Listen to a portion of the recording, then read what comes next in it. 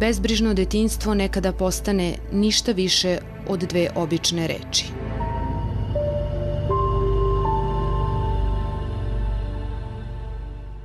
Njoj je žao što nije radila kontrolno. Zbog čega Nađa nekad ne može da radi kontrolno? Pa zato što je u Tiršovoj. Ona jedino ne može da sedi na istim stolicama kao i mi, mora da sedi na mekanu da ne bi dobila modrice.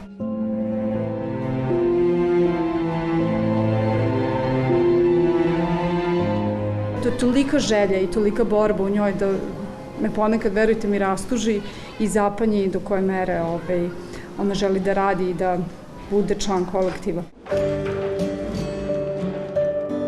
Nađa ima sve petice. 9 godina. I samo jednu želju. Da ozdravi.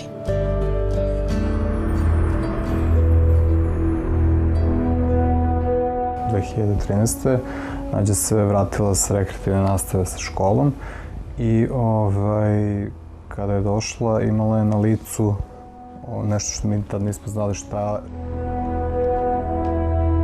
Najpre su bile modrice po telu. Ja se udarim ovde i izađe mi ogromna modrica. I ja sam tako navikla, ali onda kad moja baka vidi, ona je rekla mami i tati da me odvedu da izvadim krv. A ja sam rekla, ma šta ona sad priča, ne, nije ništa to. Ali sad...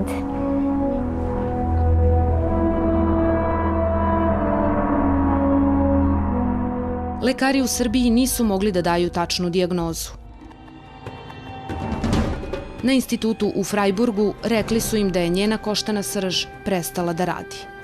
To znači da više ne proizvodi ćelije krvi, neophodne za život. Tako da je to potrajalo jedno mesec i po dana. Kada mi dobijamo informaciju, to je ta nekakva refraktorna citopenija koja predstavlja podvarijantu, zapravo jedan od mielodisplastičnih sindroma. Bila je u svojoj sobi i ležala je na podu i pričala je sama sa sobom. Zašto ja, zašto baš ja, zašto ja, tako.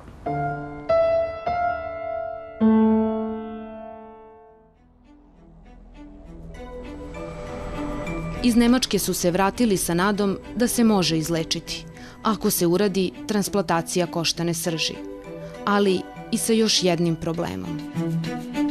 Taj predlog lečenja je, osim formalnog izraza, znači za transplantaciju koštane srži, sadržao praktično i predračun sa procenom troškova koje iznosi 300.000 evra. Za roditelje deteta čiju bolest naša država ne prepoznaje, 300.000 evra je bukvalno nezamisliva suma. Moje drugarice i drugari su napravili, kao uzeli neke končiće i napravili su neke narukvice i svašta i to su prodavali, iskupili su 1000 dinara, dali su mi.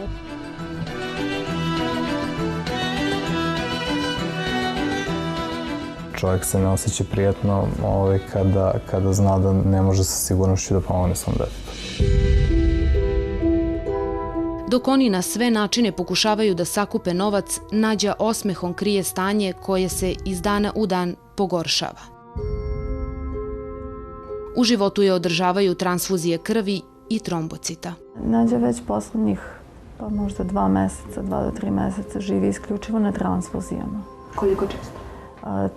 Eritrocite prima jednom u mesec dana, a trombocite na manje od 7 dana.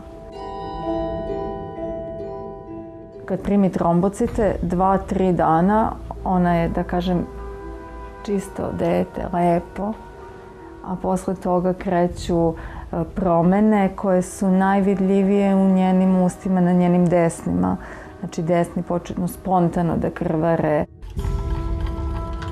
Mačkić, ajde da ispereš usta, sine.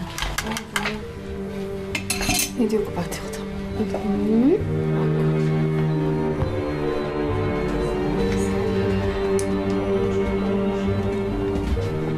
Ja to do sad nisam ni na slikama videla. To je nešto od čega ona ne može normalno da priča, ne može normalno da jede, probudi se noću, oko nje je krv.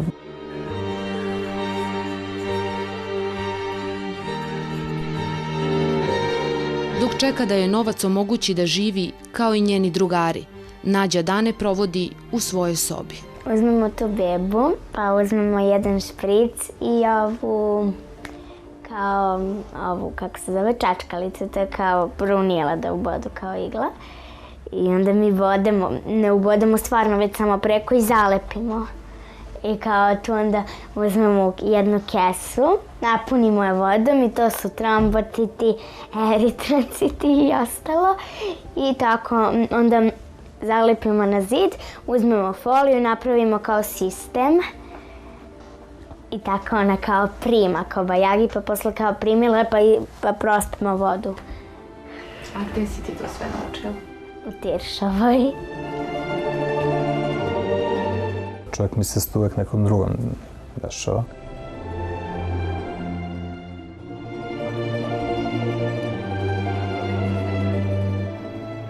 Ja se negde nadam da će biti možda neka slikarka, a ona je skoro izjavila da želi da bude pevačica kao, ne znam, Lady Gaga ili Katy Perry ili Rihanna.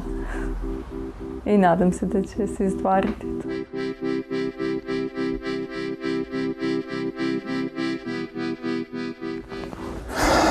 Pa, strah postoji, naravno. Znači, nije... Lagao bih kad bih rekao, znači, novac je ogroman svakog od nas. Znači, lagao bih kad bih rekao da siguran sam da ćete se prikupi. Gore ukucate broj 5757. Onda napišete Nađa.